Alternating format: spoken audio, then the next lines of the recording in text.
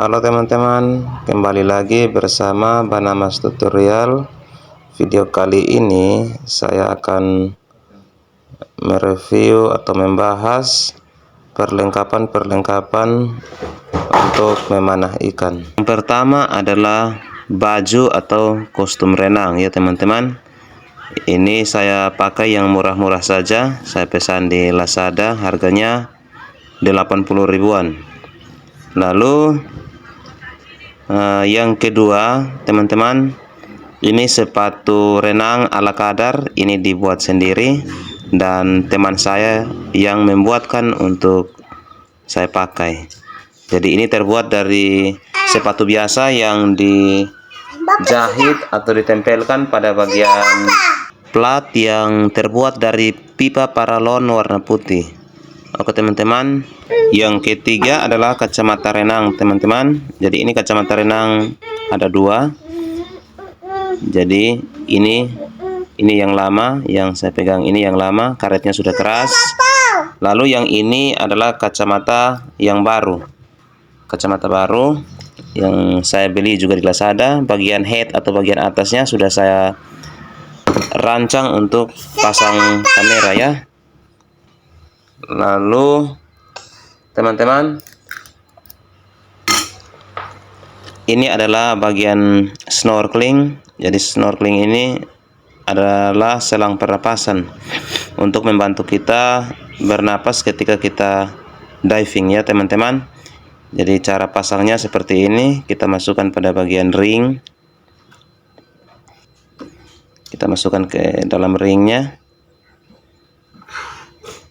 keras ya. Jadi kacamata ini saya beli dengan harga 200 ribuan ya. Cara pakainya seperti ini teman-teman ya. Jadi ketika menyelam, cara pakainya seperti ini. Ini sangat nyaman, karetnya lembek atau lunak sehingga terasa nyaman ketika kita diving ya teman-teman. Yang keempat adalah senter. Senter ini punya saya ada dua, senter besar dan senter kecil. Saya lebih senang atau lebih sering memakai senter kecil karena ringan, sehingga saya sangat leluasa dalam bergerak ketika menyelam. Memang sebatas untuk kita menyelam dan memanah ikan, senter kecil ini sudah cukup. Tetapi untuk merekam atau mengambil video ketika menyelam atau diving, senter kecil ini kurang bagus ya teman-teman. Teman-teman, untuk senter yang kita pakai untuk diving, kita harus mengamankan bagian colokan cas.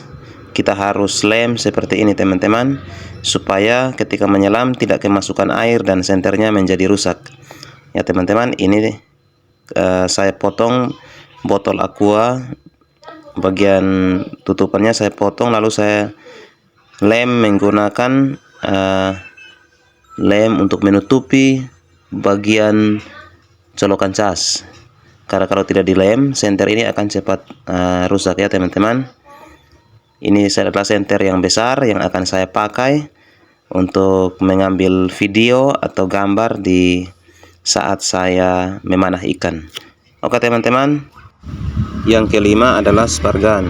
Jadi spargan ini masih tradisional ya teman-teman, masih ala kadar juga. Jadi spargan ini teman-teman, saya masih menggunakan satu karet, bukan dua karet ataupun tiga karet, atau yang lebih dikenal dengan trigger. Saya masih menggunakan karet tunggal, karetnya satu saja teman-teman. Dan pada bagian pangkal ini, bagian pangkal dari spargan ini sudah saya pasang cover kamera. Jadi video saya sebelumnya itu teman-teman, gambarnya kurang bagus, videonya tidak begitu baik karena posisi kamera masih darurat. Saya masih gantung kameranya di bagian depan, tetapi kali ini saya sudah memodifikasi, sudah memasang cover kamera di bagian pangkal atau bagian ujung belakang dari kamera. Kamera yang saya pakai ini adalah Action Cam Ultra HD 4K.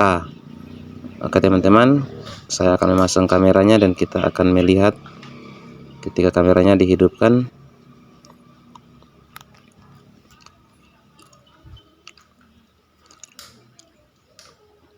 Ya, kita pasang.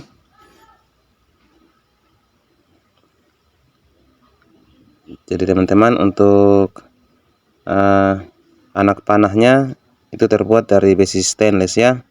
Besi stainless ini bersama gagang itu saya minta teman saya membuatkan, dan saya hanya sekedar uang rokok saja. Ya, teman-teman perhatikan, ini kameranya sudah hidup. Jadi ketika saya diving nanti, saya akan merekam aksi-aksi saya menghajar ikan menggunakan spargan ampuh ini ya teman-teman. Seperti ini teman.